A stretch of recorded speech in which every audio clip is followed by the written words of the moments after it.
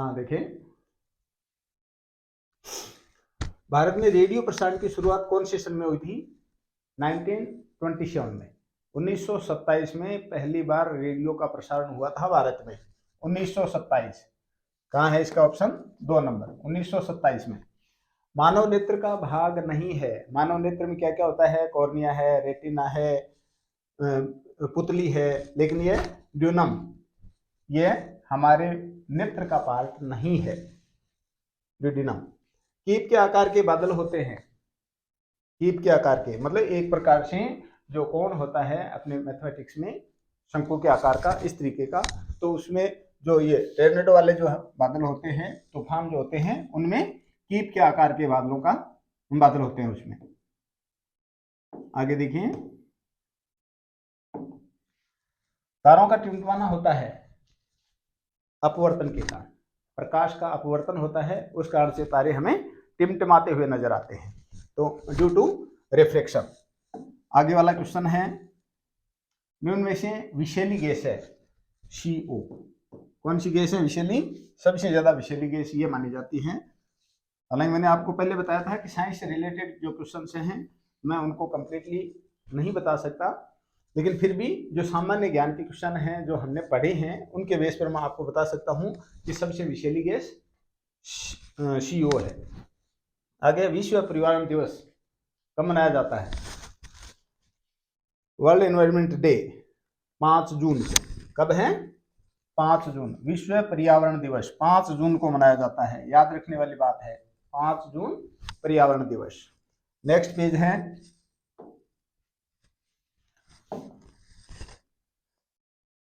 घरों में प्रयुक्त होने वाली गैस, हर रसोई में जो गैस पाई जाती है, सिलेंडर पाया जाता है, वो LPG गैस है। कौन सी गैस है? LPG gas. घरों में पाई जाने वाली गैस कौन सी है? LPG gas. आगे है, बकरवाल जनजाति का संबंध किस पर्वत से है? मेरे साथ मेरे एक साथी हैं जो मेरे साथ स्कूल में काम करते हैं, फौजी साहब, जो बार बार ये बात बताते हैं कि हम वहाँ पर जो जम्मू कश्मीर में नौकरी करते थे, तो विशेष रूप से बकरवाल जाति के जो लोग थे वो एक प्रकार से आर्मी की सहायता भी करते थे और एक फौजी लोगों का टाइम पास भी करते हैं। तो वहाँ पर जो पाई जाती है जनजाति वो है बकरवाल, जो बकरी चराने का कार्य करते हैं। कहाँ पाई जाती है? हिमालय में। बकरवाल जनजाति कहाँ पाई जाती है? हिमालय पर्वत की तराई में जो बकरी चराने का कार्य करते हैं बकरवाल लोग हैं वो। सौरमंडल की औसत ऊंचाई हमने जो पढ़ा है वो पढ़ा था 15 किलोमीटर। पृथ्वी से 15 किलोमीटर तक की ऊंचाई तक सौरमंडल पाया जाता है। यहाँ पर 13 किलोमीटर, 13 मीटर, 13 मील, 13 सेमी सब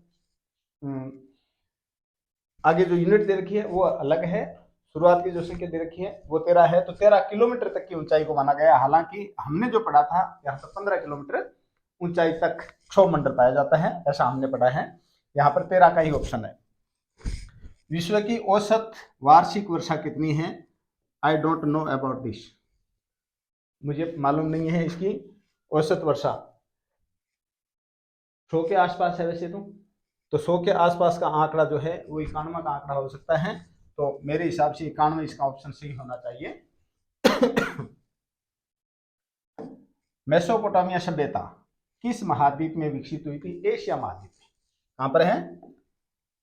मेसोपोटामिया सभ्यता एशिया महाद्वीप में ही पनपी है। इराक, ईरान, कुवैत जो क्षेत्र है अफ्रीका के और एशिया के बीच में जो क्षेत्र है, यूरोप महाद्वीप से इस साइड में, वहां पर मेसोपोटामिया की सभ्यता का विकास हुआ है। तो कहाँ माने हम इसको? एशिया महाद्वीप में।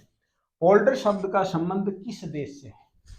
पोल्टर होता क्या है? देखिए, समुद्र का पानी जितनी दूर तक आता है, जैसे मान लीजिए यहाँ तक समुद्र का पानी आया है, इस और वापस भी जाता है क्योंकि उसमें ज्वार भाटे वाला सिस्टम रहता है, तो इस समुद्र की जमीन को बांध बना करके या दीवार खींच करके इस पानी को इधर रोक लेना और इस भाग को विशेष रूप से कृषि के काम में ले लेना, ये पोल्टर कहलाता है। और ये स्पेशली पुराना नाम है हॉलैंड, जिसका नया नाम नीदरलैंड है। हॉलैंड के लोग ये काम करते थे, वर्तमान में इसका क्या नाम है? नीदरलैंड। इसलिए पोल्टर जो है वो नीदरलैंड में पाए जाते हैं, हॉलैंड में पाए जाते हैं। किस देश से हैं? नीदरलैंड से। नेक्स्ट क्वेश्चन देखिए आगे, दिख रहा है कंप्लीटली? हाँ, गलत युग्म को पहचानिए। प्रेरी, उत्तरी America, pampas, Australia, veld Africa, steppes Asia. तो यहाँ पर घास के मैदान दे रखे हैं और आगे महाद्वीप दे रखे हैं। तो किस महाद्वीप में घास के मैदानों को किस नाम से जाना जाता है? उत्तरी अमेरिका में प्रेरी कहा जाता है। बिल्कुल सही क्वेश्चन है, सही ऑप्शन है। उत्तरी अमेरिका में घास के मैदानों को प्रेरी कहा जाता है। दक्षिण अमेरिका में घास के मैदानों को पंपास कहा जाता है। किसमें? दक्षिण अमेरिका में। अफ्रीका में वेल्ड कहलाता है बिल्कुल, और एशिया में ये स्टेपीज कहलाता है। तो इसने गलत युग्म को छांटना है, तो ऑस्ट्रेलिया के स्थान पर क्या होना चाहिए? South America. क्या होना चाहिए? साउथ अमेरिका कंटिनेंट में पंपास को, घास के मैदान को पंपास कहा जाता है। आगे, निम्न में से कौन सा राज्य दक्षिणी भारत में स्थित है? जनरल हर बच्चा जो थोड़ा बहुत नक्शे का नॉलेज रखता है वो हर बच्चा बता सकता है कि बिहार मध्य भारत में है, राजस्थान उत्तरी पश्चिम भारत में है, केरल दक्षिण भारत में है, और मेघालय उत्तर पूर्वी भारत में है। तो हमें पूछा क्या गया है? कौन सा राज्य दक्षिण भारत में स्थित है? तो दक्षिण भारत में केरल, तमिलनाडु, आंध्र प्रदेश, तेलंगाना, कर्नाटका, ये स्टेट जो हैं वो हमारे दक्षिण भारत का पार्ट है। नेक्स्ट क्वेश्चन देखिए, कौन से शब्द का संबंध गंगा के मैदान से है? क्वेश्चन क्या है? कौन से शब्द का संबंध गंगा के मैदान से है? तो गंगा का मैदान जो है वो हिमालय से निकलता है। हिमालय से निकलने वाली जितनी भी नदियां हैं बाद में जाकर के गंगा में मिल जाती हैं, वो सभी नदियां मिलकर के गंगा का मैदान बनाती हैं। तो सह्याद्री, ये देखिए दक्षिण भारत की जो पर्वत श्रृंखला है, जो पश्चिमी तट की ओर जो नदियां बहती हैं या पहाड़ हैं, उन पहाड़ों से निकलने वाली जो नदियां हैं उनको सह्याद्री बोलते हैं। शिवालिक, हिमालय की पर्वत जो हिमालय पर्वत की जो नीचे वाली श्रृंखला है उसको शिवालिक बोलते हैं। तो मेरे हिसाब से शिवालिक होना चाहिए। सतपुड़ा, ये मध्य भारत या मध्य प्रदेश में पर्वत श्रृंखला है।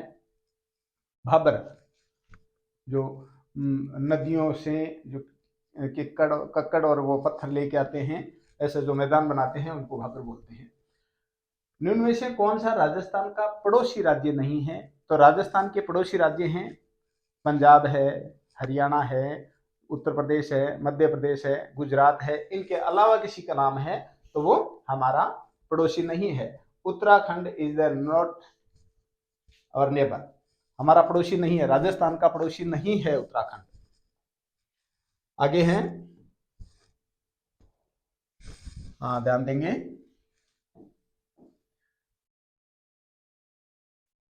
स्क्रीन को ऊपर की तरफ खिसकाने से नीचे वाले क्वेश्चंस पे एक प्रकार से पहले वाले जो ऑप्शन हम लगाते हैं वो नीचे आ जाते हैं।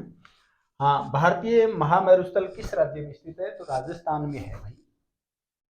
डेजर्ट कहाँ पे है? भारत में, स्पेशली राजस्थान में। भारतीय मेरुस्थल किस राज्य में स्थित है? उत्तर प्रदेश में नहीं है, मध्य प्रदेश में नहीं है, महाराष्ट्र में नहीं है, तो राजस्थान में ये मेरुस्थल पाया जाता है। राजस्थान का कौन सा पर्वत जल विभाजक रेखा है? तो राजस्थान में एक ही पर्वत श्रृंखला है और उस पर्वत श्रृंखला का नाम अरावली पर्वत श्रृंखला है। सामान्य सी बात है, 6ठी क्लास से पढ़ते आ रहे हो आप। राजस्थान का कौन सा पर्वत जल विभाजक रेखा है? अरावली पर्वत श्रृंखला। ये राजस्थान की जल विभाजक रेखा के रूप में प्रसिद्ध है। आगे कोई क्वेश्चन नहीं है, चलो नेक्स्ट देखते हैं।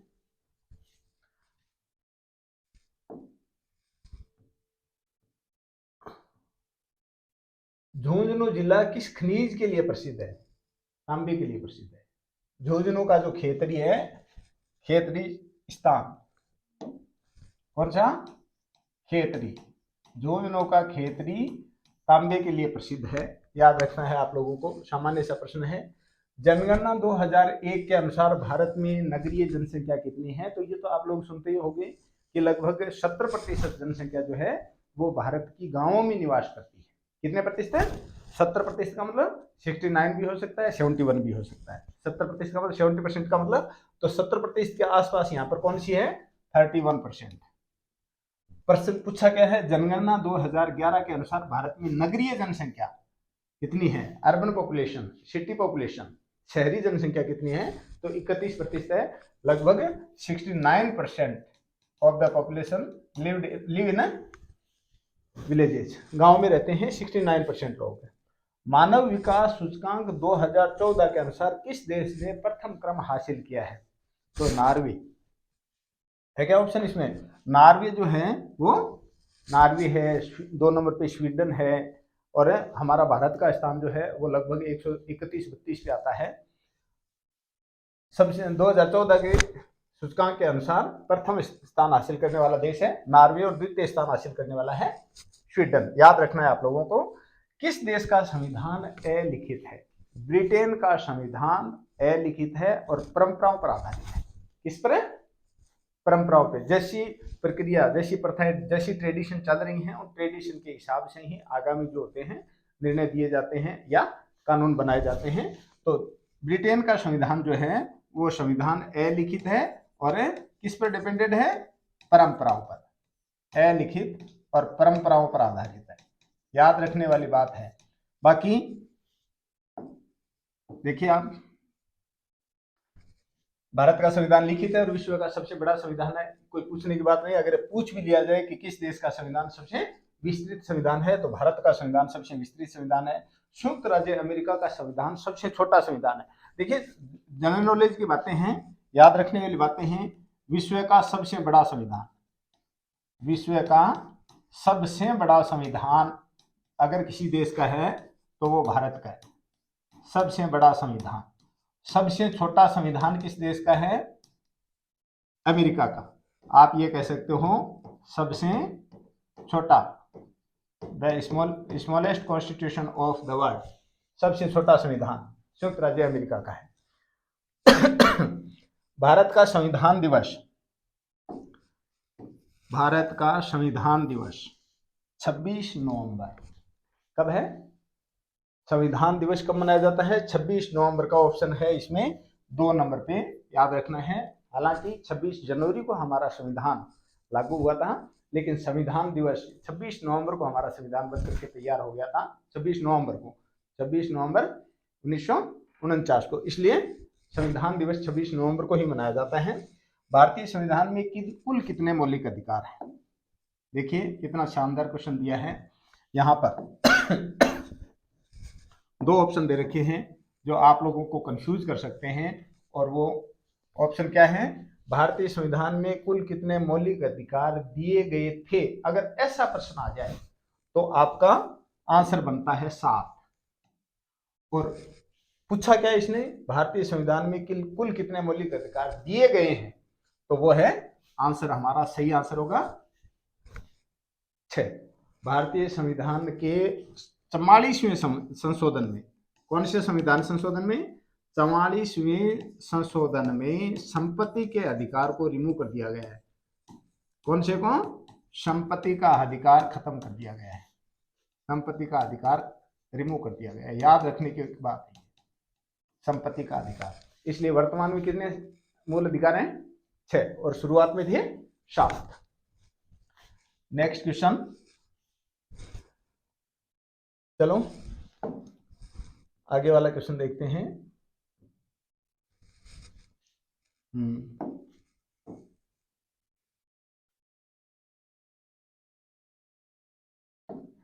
हाँ, क्वेश्चन है कौन सा भारत का सबसे नवनिर्मित राज्य है?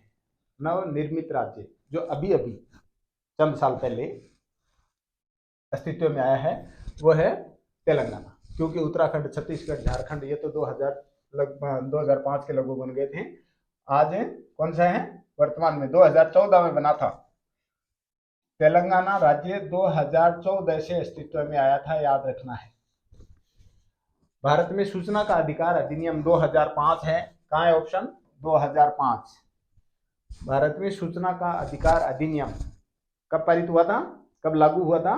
2005 में, 12 अक्टूबर 2005 है। इसकी शायद डेट 12 अक्टूबर 2005 है। 12 अक्टूबर 2005 को ये लागू हुआ था। आगे सुखोई 30 क्या है? सुखोई है, राफेल है, मिराज है, ये सब भारत के लड़ाकू विमान हैं। कौन कौन से? सुखोई है, राफेल है जो हमने फ्रांस से मंगवाए हैं, एक सुखोई है, एक मिराज है। ये 3-4 प्रकार के क्या है? ये लड़ाकू विमान है ये भारत के, जो एयरफोर्स के पास है। जनगणना 2011 के अनुसार राजस्थान में लिंगानुपात, लिंगानुपात का मतलब है कि 1000 पुरुषों के पीछे महिलाओं की संख्या, तो कितनी है 928। कितनी 928। भारत की है 940। पूरे भारत की अगर देखा जाए तो 2011 की जनगणना के अनुसार भारत का लिंगानुपात 940 है और राजस्थान का 928 है। याद रह जाएगी बात।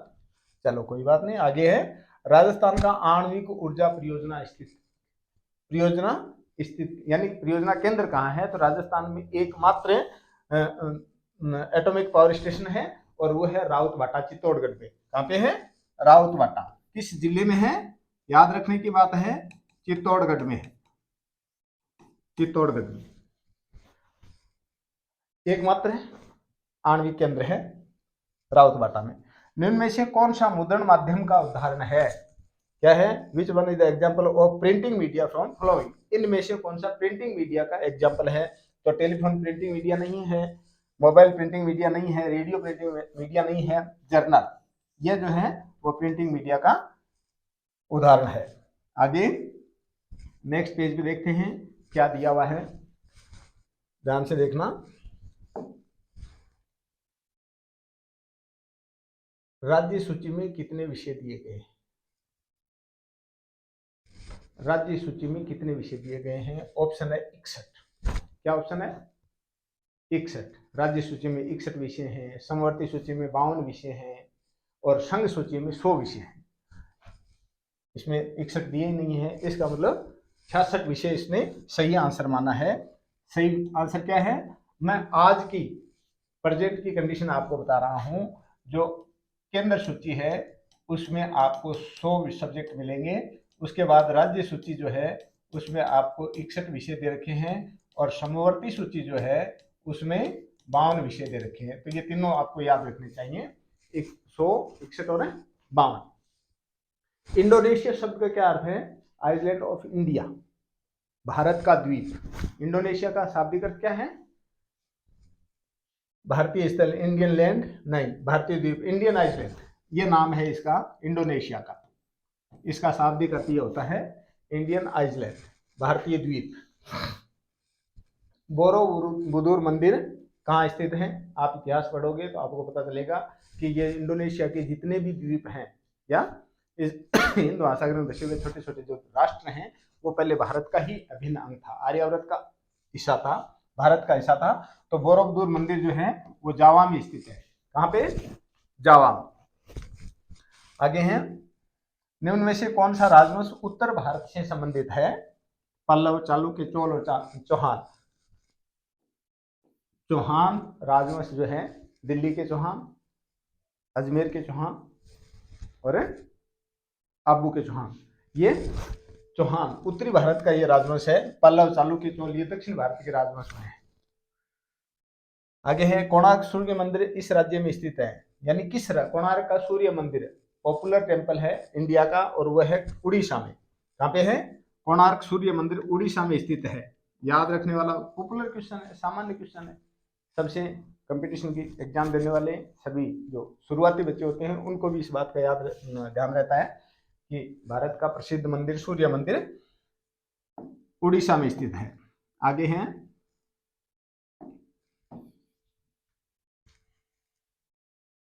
हाँ, पानीपत की प्रथम लड़ाई 1526 ईस्वी में कब हुई थी? 1526 ईस्वी में पानीपत का प्रथम युद्ध हुआ था। किस किस के बीच? बाबर और इब्राहिम लोदी के बीच। इब्राहिम लोदी के बीच पानीपत का प्रथम युद्ध हुआ था 1526 ईस्वी में। याद रहेगी बात, 1526 ईस्वी। आगे है, हल्दी घाटी किसके लिए प्रसिद्ध है? हल्दी घाटी महाराणा प्रताप और अकबर का जो युद्ध हुआ था, हल्दी घाटी का युद्ध, इसलिए प्रसिद्ध है। तो किसके लिए प्रसिद्ध है? युद्ध के लिए प्रसिद्ध है बस, और तो कोई कृषि उद्योग वहां ऐसा कुछ नहीं है। हल्दी घाटी राजस्थान का प्रसिद्ध युद्ध था, हल्दी घाटी का युद्ध, जो अकबर और महाराणा प्रताप के बीच में 1576 ईस्वी में लड़ा गया था। कब है? याद रखने के है 1576 ईस्वी में। किसके बीच में? अकबर और महाराणा प्रताप के, अकबर और महाराणा प्रताप के बीच में युद्ध लड़ा गया था। नेक्स्ट पेज देखिए, बोर तो नहीं हो रहे? चलो ठीक है, हमारे जो भावी स्टूडेंट्स हैं जो हमारे चैनल पर इंतजार कर रहे हैं कि अच्छी वीडियो कोई आए, तो मैं सोचता हूं कि ये वीडियो उन सभी बच्चों के लिए हितकारी होगा जो कंपटीशन की शुरुआत कर रहे हैं या एनएमएमएस की एग्जाम दे रहे हैं या आगे एसटीसी की या कोई और प्री बीएड की या कोई और कंपटीशन देंगे शुरुआत की, उनके लिए। जो गहन स्टडी करने वाले बच्चे हैं उन सभी बच्चों को ये क्वेश्चन अच्छे से आते हैं, ऐसा मेरा सोचना है। मैं मानता हूं कि सभी बच्चे इन प्रश्नों से वाकिफ हैं, लेकिन शुरुआत जो बच्चा करता है उस बच्चे के लिए ये क्वेश्चन बहुत ज्यादा इंपॉर्टेंट साबित होने वाले हैं। आगे देखिए, सोनारगढ़ किला स्थित है जैसलमेर। जैसलमेर के का जो किला है पीले पत्थरों से बना हुआ है और जब सूर्योदय होता है तो वो किला जो है वो सोने की तरह चमकता है, इसलिए सोनारगढ़ का किला कहाँ का माना जाता है? जैसलमेर का। कहाँ का? जैसलमेर का किला जो है वो सोनारगढ़ का दुर्ग मानते हैं, उसको प्रसिद्ध है इस नाम से। लाल किले का निर्माण और ताजमहल का निर्माण जहांगीर के पुत्र शाहजहां ने, किसने? शाहजहां ने करवाया था। लाल किला जो दिल्ली में स्थित है, कहाँ पे है लाल किला? कहाँ स्थित है? दिल्ली में। किसने बनवाया था? शाहजहां ने। सन नहीं बता सकता मैं, याद नहीं है। विजय स्तंभ कहाँ स्थित है? विजय स्तंभ कहाँ स्थित है? यानी चित्तौड़गढ़ में एक प्रसिद्ध स्मृति चिन्ह बना हुआ है जिसको विजय स्तंभ के नाम से जाना जाता है। महाराणा कुंभा ने इसका निर्माण करवाया था। विजय स्तंभ कहाँ स्थित है? चित्तौड़गढ़ में। चित्तौड़गढ़ का विजय स्तंभ प्रसिद्ध है। ज्योतिबा फुले एक समाज सुधारक हैं। कौन है? समाज सुधारक। ज्योतिबा फुले भारत के समाज सुधारक हैं जो विशेष रूप से दलित वर्ग के उत्थान के लिए उन्होंने अपना बलिदान, अपना सर्वस्व न्यौछावर किया था। आगे है, प्रथम विश्व युद्ध कब शुरू हुआ था? 1914 से लेकर के 1917 तक। 1914 से लेकर के 1917 तक प्रथम विश्व युद्ध लड़ा गया था। 1914 में शुरू हुआ था। प्रथम विश्व युद्ध कब शुरू हुआ था? 1914 में। और कब तक चला था? 1917 तक। याद रखने वाला है। अब आपके काम की चीज आई है, बहुत ही शानदार क्वेश्चन यहाँ पर दे रखे हैं। देखिए, पहला क्वेश्चन मैथ्स का है, 71 क्वेश्चन। क्या क्वेश्चन दिया है इसमें? देखिए, जो पुरानी चीजें लिखते हैं वो स्क्रॉल करते हैं, लिखी हुई चीज सेम जगह पर रह जाती है। तो देखिए,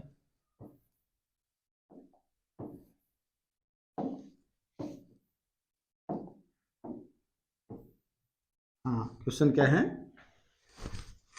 कंप्लीटली दिख रहा है क्या?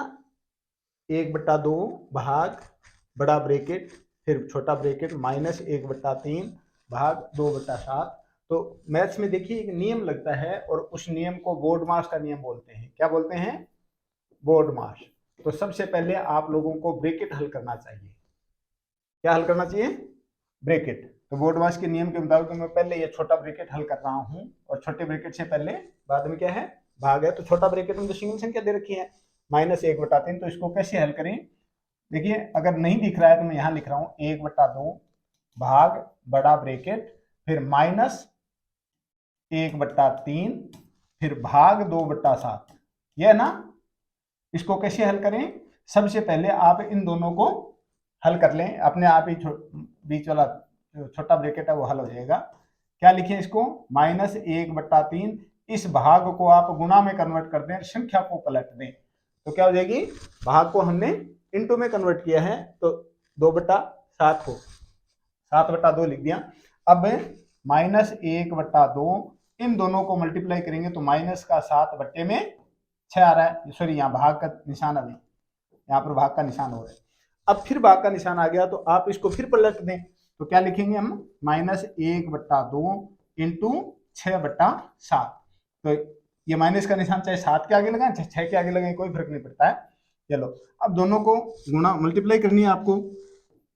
मल्टीप्लाई करेंगे, काट दूं क्या 2 से इसको? 2 से 6 को काटेंगे तो 3। अब माइनस को माइनस से मल्टीप्लाई करेंगे तो आंसर प्लस में आएंगे। तो 3/7 अगर आपका ऑप्शन है कहीं तो वो सही आंसर होगा। 3/7 कहाँ दिया है? 3/7 इसमें दे रखा है प्लस में, यहाँ माइनस दे रखा है, यहाँ प्लस दे रखा है, तो आपके आंसर जो है वो प्लस में आने वाले हैं, न कि माइनस में। क्लियर? नेक्स्ट क्वेश्चन देखिए, शानदार क्वेश्चन, मैथ्स के बहुत ही बढ़िया क्वेश्चन दे रखे हैं। क्वेश्चन दिया है 2 कंप्लीट 1/5 डिवाइड बाई 3/5, 2 से 1/5 भाग 3/5। शायद धुंधला है, ये दिख नहीं रहा है आपको, मैं लिख देता हूं 2 सही 1/5 भाग 3/5। तो इसको हम लिखें तो 11/5 लिख सकते हैं ना। अभी थोड़ी देर पहले जो क्वेश्चन बताया था उसमें मैंने आपको बताया था भाग को हम इनटू में कन्वर्ट कर सकते हैं, लेकिन संख्या को पलटना पड़ेगा। तो 5/3। अब आप 5 से 5 को कैंसिल कर दें तो आपका आंसर क्या आ जाएगा? 11/3। कोई ऑप्शन है 11/3 का? बिल्कुल, 4 नंबर ऑप्शन जो है वो आपका सही होने वाला है। आगे देखिए नेक्स्ट क्वेश्चन, निम्न में से कौन सी संख्या पूर्ण धन संख्या नहीं है? तो बच्चों देखिए, शानदार तरीके से मैं आपको एक ट्रिक बता रहा हूं कि जिसमें यानी जो क्यूब रूट होता है उसमें 3 का पेयर बनता है। अगर 0 का पेयर बना रहे हो तो जिसमें 3 या फिर 6 या फिर 9 0 हैं उसका क्यूब रूट पूरा निकलेगा। अगर किसी नंबर में सिंगल 0 है या 2 0 हैं या फिर 4 0 हैं, इसका मतलब है कि उसका क्यूब रूट आप कंप्लीटली निकाल नहीं सकते। तो यहाँ पर देखिए आप 1000 में ये 10 का क्यूब है, बिल्कुल है। ये किसी का क्यूब नहीं है 900। पहली बात तो ये है, यानी 9 किसी का क्यूब होता ही नहीं है। दूसरी बात इसमें 0 भी 2 हैं। यहाँ देखिए 3 0 का 1 0 हो जाएगा और 27 का 3, तो ये 30 का क्यूब है, ये 5 का क्यूब है और ये 10 का क्यूब है। 900 किसी का भी क्यूब नहीं है। इसका मतलब पूछा क्या आपसे, कौन सी संख्या पूर्ण घन नहीं है? तो आपको पूर्ण घन संख्या क्या नहीं मिली? 900। नेक्स्ट क्वेश्चन है, अजय ने एक सिलाई मशीन 2500 रुपए में, चलो मैं थोड़ा सा सामने ले लेता हूं क्वेश्चन को ताकि कंप्लीटली समझ में आ जाए।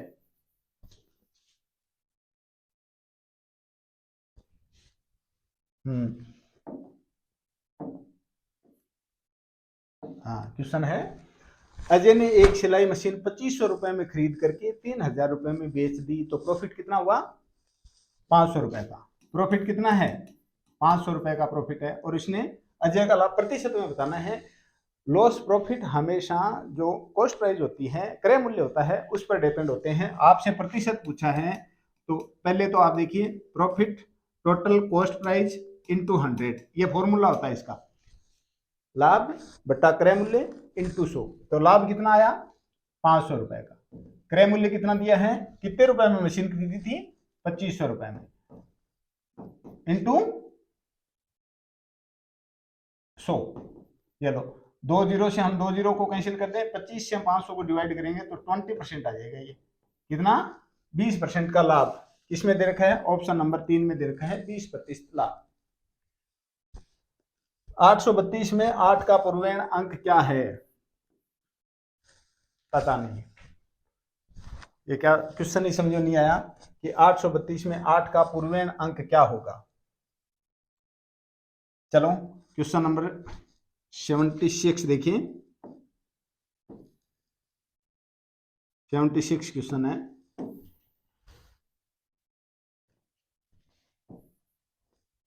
हाँ, किसी समपंचभुज में प्रत्येक अंतः कोण का मान ज्ञात कीजिए। तो बच्चों एक चीज विशेष रूप से ध्यान रखना है आप लोगों को कि कोई भी पंचभुज होता है या कोई भी बहुभुज हो ले, किसी भी बहुभुज के बहिष्ठ कोणों का योग 360 डिग्री होता है। कितना? 360 डिग्री। याद रखना है, बहिष्ठ कोणों का योग 360 डिग्री है। बहिष्ठ कोण कुल कितना होता है? 360 डिग्री। बाकी नहीं तो आपको फॉर्मूले से करना पड़ेगा। और वो आपका पेंटागन है, 5 भुजाओं वाला है, तो प्रत्येक बहिष्ठ कोण कितने डिग्री का होगा? प्रत्येक बहिष्ठ कोण 360 को आप 5 से डिवाइड कर दें तो 72 डिग्री का बहिष्ठ कोण होगा। ये कोण कितने डिग्री का होगा? 72 का। किसी भी बहुभुज का अंत है और बहिष्कोण का योग 180 डिग्री होता है, तो 180 में से 72 घटा लो तो कितना बचेगा, 180 माइनस 72 यानी 108 डिग्री किसी भी पंचभुज का एक अंतः कोण होता है 108 डिग्री। कहां है ऑप्शन 2 नंबर। Complete, clear. चलो नेक्स्ट क्वेश्चन देखते हैं 77।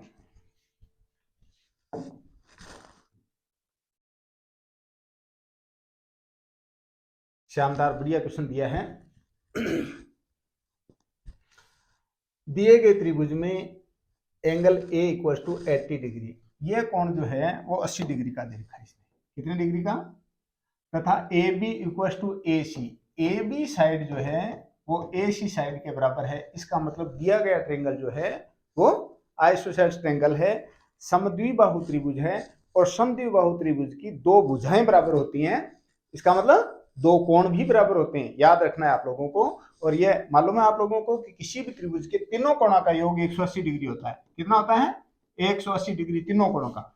और ये दोनों कोण में बराबर बता रहा हूं क्योंकि ये दोनों साइड बराबर हैं, सामने वाले ने इंडिकेट कर रखी है, तो ये दोनों कोण भी बराबर होंगे। 180 में से 80 को माइनस कर दें तो पीछे बच गया 100 डिग्री। कितने, और 100 डिग्री को आप दो जगह बांट दें तो ये जो एंगल होंगे वो 50-50 डिग्री होंगे। कंप्लीट। आगे है, यदि 15x समानुपात 18:12 हो तो x का मान ज्ञात कीजिए। साधारण सा अनुपात समानुपात से जुड़ी हुई साधारण सी बात है कि बाह्य पदों का गुणनफल आंतरिक पदों के गुणनफल के बराबर होता है। इसका बाह्य पदों का गुणनफल उसके आंतरिक पदों के गुणनफल के बराबर होता है। तो आप 15 को 12 से गुणा कर लें 180, 18 को x से गुणा कर लें 18x, x की वैल्यू फाइंड करनी है तो 180 को 18 से डिवाइड कर दें तो 10 आ जाएंगे। कितने, 10 दिया हुआ है क्या कहीं ऑप्शन 4 नंबर में 10 दे रखा है। कंप्लीट है बात। आगे देखिए,